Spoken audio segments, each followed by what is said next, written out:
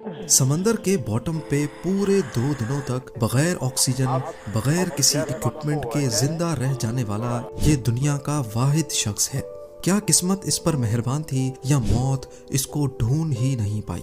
नाजरीन, इस बात में तो कोई शक नहीं कि समंदर बहुत ही खौफनाक होते हैं, लेकिन ये खौफ तब मजीद बढ़ जाता है जब हम ओशन के अंदर जाते हैं। जैसे जैसे अंदर जाएंगे ये समंदर उतना ही तन्हा, भयानक और इंसानी जान लेने के लिए बेताब होता जाएगा।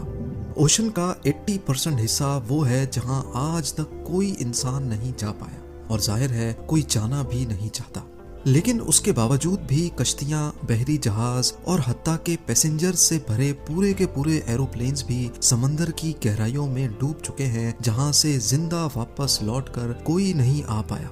पर आज की कहानी इस शख्स के गिर्द घूमेगी जो एक ही वक्त में दुनिया का खुश नसीब शख्स भी है और बदनसीब भी। नाइजीरिया से ताल्लुक रखने वाला हैरिसन और जैकबा ओकेन नामी ये शख्स एक टग बोट पर बावर्ची की जॉब करता था। 26 मई 2013 को टग बोट 12 क्रू मेंबर्स के साथ गल्फ ऑफ गिनी में एक ऑयल टैंकर की मदद करने के लिए रवाना होती है, जिसमें हैरिसन भी मौजूद था। नाइजीरिया के साहिल से 32 किलोमीटर दूर गल्फ ऑफ गिनी में बताई गई लोकेशन पे एक ऑयल टैंकर फंस चुका था।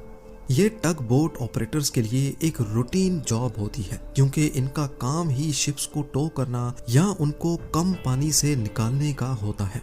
पर आज का दिन इनके लिए किसी भी तरह से नॉर्मल नहीं था।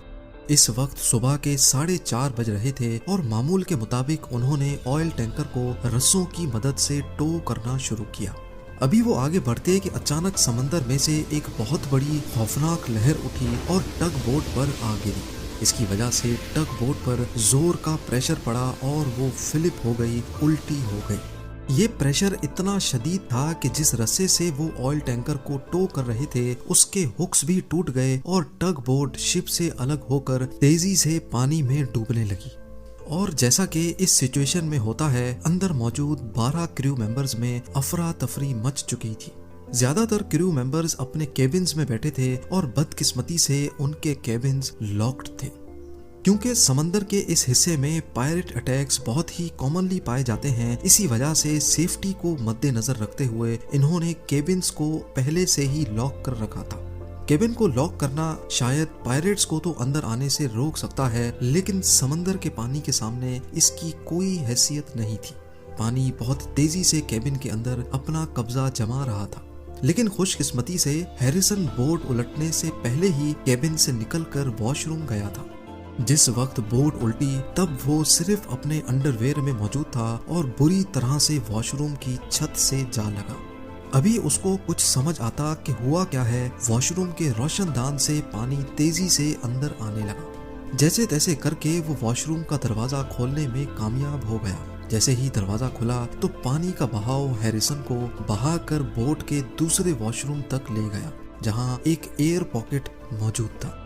इस वक्त तक बोट पर बिल्कुल अंधेरा छा चुका था, इतना अंधेरा कि हैरिसन को अपने हाथ तक भी नजर नहीं आ रहे थे। उसको बस ये महसूस हो रहा था कि वो पानी के अंदर है और उसका फेस किसी एयर पॉकेट से बाहर निकला हुआ है।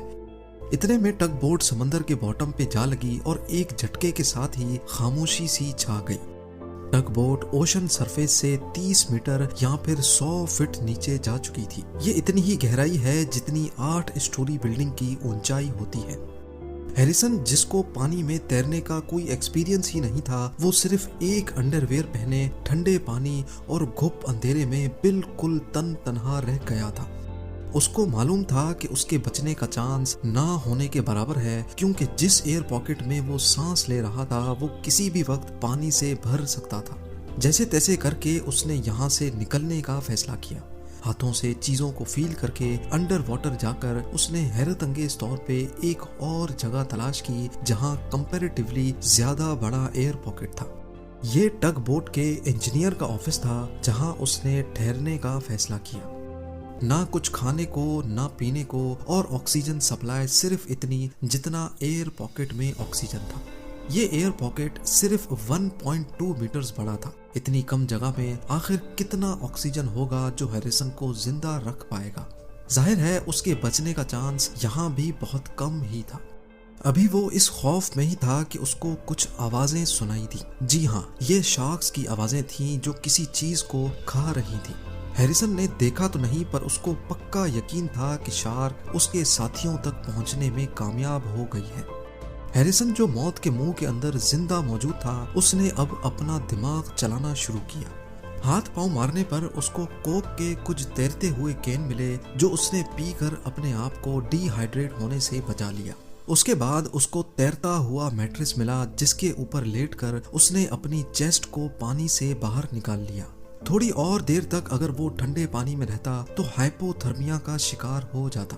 इस कंडीशन में बॉडी की सारी हीट निकल जाती है जिसका नतीजा मौत के सिवा कुछ नहीं है। डिहाइड्रेशन और हाइपोथर्मिया से तो वो बचने में कामयाब हो गया था, लेकिन एक चीज ऐसी थी जिसका कोई सॉल्यूशन नहीं मिल रहा था, और वो चीज थी ऑक्सीजन। एयर पॉकेट में ऑक्सीजन का लेवल तेजी से गिरता जा रहा था।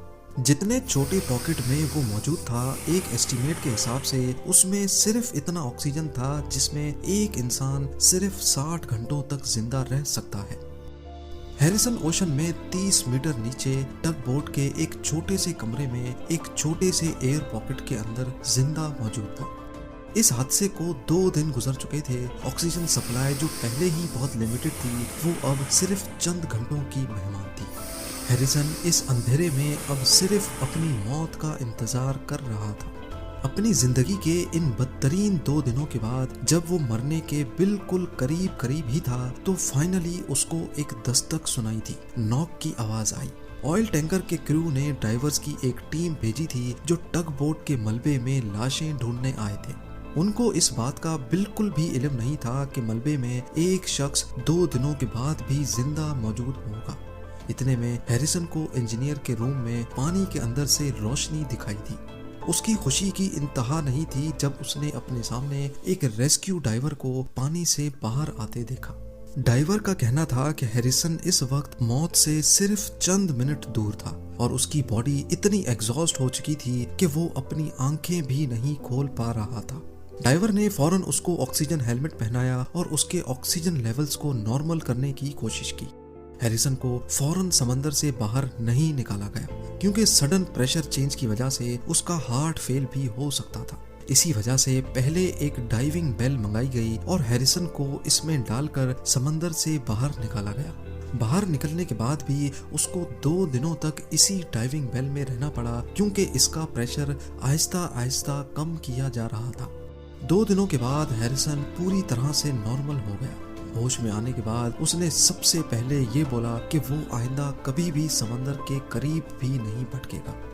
हैरिसन और जैकबा ओकेन किसी भी डाइविंग इक्विपमेंट के बगैर समंदर के बॉटम पे सबसे ज्यादा वक्त गुजारने और फिर जिंदा वापस बाहर निकलने वाला दुनिया का पहला और शायद आखिरी शख्स है। अपनी जिंदगी के इन बदतरीन 2 दिनों ने हैरिसन को इतनी गहरी चोट पहुंचाई है कि आज तक उसको बुरे सपने सताते रहते हैं। उम्मीद है कि ये वीडियो भी आप लोग भरपूर लाइक और शेयर करेंगे। आप लोगों के प्यार भरे कमेंट्स का बेहद शुक्रिया। मिलते हैं अगली शानदार वीडियो में।